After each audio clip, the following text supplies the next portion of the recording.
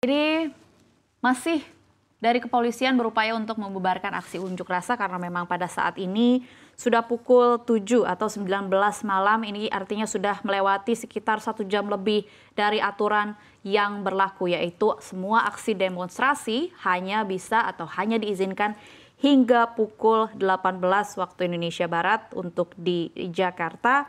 Kemudian kalau kita lihat ini adalah salah satu jalan yang berada di depan gedung DPR di Senayan. Memang ini merupakan salah satu jalan protokol di ibu kota Jakarta. Kepolisian masih terus berupaya untuk mendorong atau memukul mundur massa yang masih tetap bersikeras untuk berada di jalan. Memang kalau kita melihat dan juga mencermati dari keterangan Wakil Ketua DPR Sufmi Dasko Ahmad, bisa kita simpulkan bahwa tuntutan massa pada malam hari ini sudah dikabulkan, di mana dari DPR sudah memastikan bahwa pihaknya batal untuk mengesahkan rancangan undang-undang atau RUU Pilkada untuk menjadi undang-undang yang seharusnya dijadwalkan dalam rapat paripurna hari ini. Melihat aksi penolakan dari masyarakat, akhirnya DPR RI sebagai legislasi atau wakil rakyat akhirnya membatalkan dan mengabulkan permintaan masyarakat yang berdemo sejak pagi hari tadi.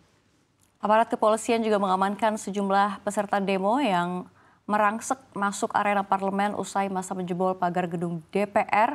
Dan kalau kita lihat saat aksi peringatan darurat Indonesia pada hari ini, kericuhan tak terhindarkan. Aparat kepolisian dengan pelengkap tameng dan juga alat pentung pembentuk barikade untuk memukul mundur massa yang mulai tidak bisa dikendalikan. Dan pantauan CNN Indonesia, ini kalau kita lihat, setidaknya ada 10 orang diamankan oleh petugas dan langsung digiring ke posko pengamanan. Kita harapkan besok tidak terjadi demo lanjutan begitu ya. Dan kalau kita lihat memang pada pagi hari ini, pada hari ini tentunya pasar dan juga rupiah anjlok diakibatkan oleh demo hari ini. Ya, di mana kondisi pasar Indonesia sudah bereaksi begitu dari panasnya kondisi politik yang ada. Kemudian kalau kita lihat dari salah satu sisi dari NTMC Polda Metro Jaya yang berada di salah satu sisi gedung DPR, ini merupakan yang ada di Jalan Tol S. Parman. Masih terlihat aksi masyarakat yang memang tidak terlalu banyak tersisa jumlahnya menurut pantauan kami. Namun aksi yang dilakukan ini cukup berbahaya karena melibatkan benda yang memercikan api seperti yang terlihat bersama. Dalam bentuk petasan ini masih dilemparkan ke arah gedung DPR MPR. Ini menyatakan bahwa meskipun sudah dikabulkan tuntutan massa pada hari ini, namun nampaknya masyarakat yang sejak pagi, siang, sore hingga malam ini melakukan unjuk rasa masih ingin menyampaikan kemarahan dan kekecewaannya terhadap kebijakan dari pemerintah. Mari kita lihat juga gambar pada saat ini, yaitu kepolisian yang masih terus memukul mundur massa yang tersisa, yang jumlahnya memang tidak terlalu banyak. Namun dari kepolisian terus melakukan upaya untuk membubarkan aksi massa. Di mana seperti yang terlihat, para petugas kepolisian yang bertugas di lapangan dari lokasi demo pada hari ini menggunakan atribut yang lengkap untuk keamanan, yaitu pelindung kepala, kemudian ada juga yang membawa tameng untuk melindungi diri dari lemparan-lemparan batu yang dilemparkan oleh para aksi massa.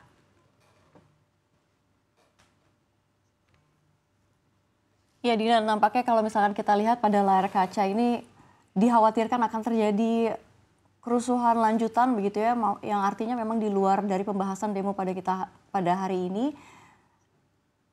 Dan kalau kita lihat dampak-dampaknya sudah melihat secara langsung begitu ya pada demo hari ini, terlihat memang dari rupiah dan juga pasar yang langsung terperosok, padahal memang dari 4 hari ke belakang rupiah dan juga IHSG sedang berpesta begitu ya. Dan kalau kita lihat juga langsung terperosok rupiah ke 15.600-an hampir. Dan kita harapkan besok tidak terjadi lagi, dan kita akan pantau seperti apa pasar Indonesia besok. Dan itu juga mencerminkan pelaku pasar, kekhawatiran pelaku pasar seperti apa dengan politik di Indonesia yang tengah berjalan pada saat ini. Betul sekali. Kalau kita berkaca dari kondisi serupa di beberapa waktu yang lalu, yaitu di tahun 2019, masih belum lepas dari ingatan kita kerusuhan serupa pernah terjadi di lokasi yang sama, yaitu di gedung DPR MPR. Pada saat itu kita berada di periode pemilu daerah yang hasilnya juga belum diterima oleh masyarakat. Kita tahu bahwa dampaknya memang berkepanjangan. Selain dari kerusuhan yang terjadi di beberapa titik di kota Jakarta, mulai dari untuk membakar ban, kemudian juga berdampak terhadap kemacetan yang berkepanjangan, tentu saja ini juga berpengaruh terhadap daya beli masyarakat karena cukup banyak masyarakat yang akhirnya menahan untuk berbelanja karena untuk menjaga keamanan pribadi terlebih dahulu meskipun memang untuk periode yang pendek.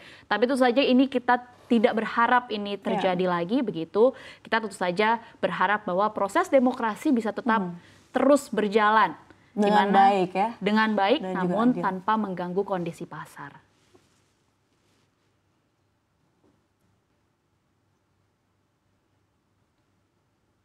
Ya, beberapa waktu yang lalu sekali lagi kita sudah mendengar bahwa dari perwakilan DPR RI sudah mengabulkan permintaan dari pengunjuk rasa, yaitu di mana Wakil Ketua DPR Sufmi Dasko Ahmad sudah memastikan bahwa DPR Republik Indonesia batal mengesahkan rancangan undang-undang atau RUU Pilkada untuk menjadi undang-undang yang seharusnya dijadwalkan dalam rapat paripurna hari ini. Di mana ini artinya permintaan dari para pengunjuk rasa sudah dikabulkan, proses demokrasi sudah berjalan. Di mana Pilkada 2024 ini akhirnya diputuskan untuk mengikuti putusan terakhir Mahkamah Konstitusi. Pengesahan revisi Undang-Undang Pilkada yang direncanakan hari ini yaitu tanggal 22 Agustus akhirnya batal untuk dilaksanakan. Oleh karenanya pada saat pendaftaran Pilkada nanti, yaitu pada tanggal 27 Agustus, yang akan diberlakukan adalah keputusan Judicial Review Mahkamah Konstitusi yang mengabulkan gugatan Partai Buruh dan Partai Gelora. Di mana pernyataan dari wakil dari DPR RI, yaitu Sufmi Dasko, ini muncul usai rapat atau usai dari aksi demonstrasi yang dilakukan oleh Partai Buruh, kemudian dari berbagai elemen atau kelompok masyarakat sipil yang melancarkan demonstrasi sejak pagi, siang, hingga malam hari ini di gedung DPR MPR Senayan, Jakarta. Kembali lagi kalau kita melihat dari aksi unjuk rasa yang terakhir kali terjadi yaitu di tahun 2019, memang kemarahan dari masyarakat yang hadir di gedung DPR pada saat itu bahkan berlangsung hingga pukul 10 hingga 11 malam karena ini adalah gambaran dari kekecewaan masyarakat terhadap kebijakan-kebijakan atau utak-atik aturan dari sekelompok orang yang duduk di kursi-kursi pemerintahan dan juga DPR, di mana ada beberapa bagian atau poin yang menjadi sumber kemarahan masyarakat, yaitu bisa dipaparkan oleh rekan saya, Safira? Iya, kalau Dina, kalau misalnya kita lihat kemarahan masyarakat yang memang berujung demo begitu ya, yang memang sampai viral begitu di media sosial.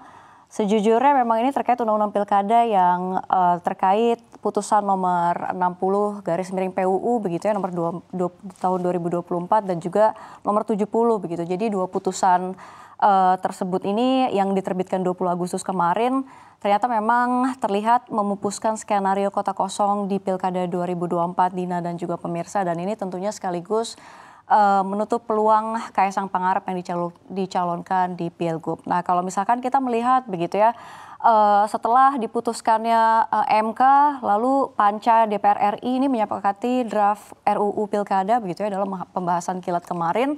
Namun sebenarnya DPR ini menolak begitu ya untuk mengakomodir dari putusan MK tersebut. Jadi kalau misalkan kita lihat sebenarnya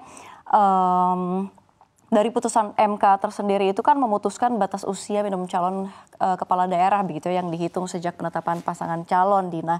Nah, kalau misalkan kita lihat dari gerak-geriknya dari Balik DPR begitu ya.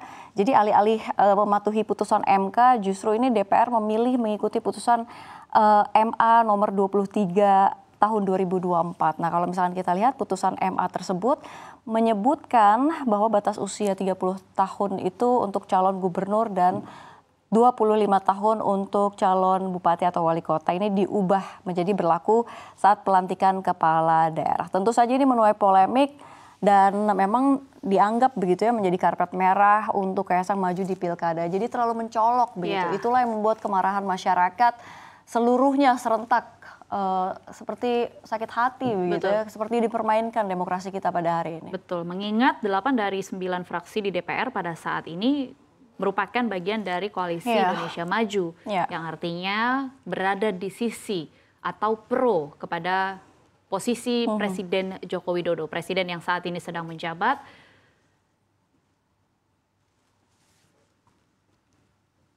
Baik, meskipun aksi unjuk rasa masih terus berlangsung, namun dapat kita simpulkan bahwa proses demokrasi yang terjadi pada saat ini sukses dilaksanakan oleh masyarakat Indonesia, di mana akhirnya DPR RI membatalkan untuk melakukan revisi terhadap Undang-Undang Pilkada.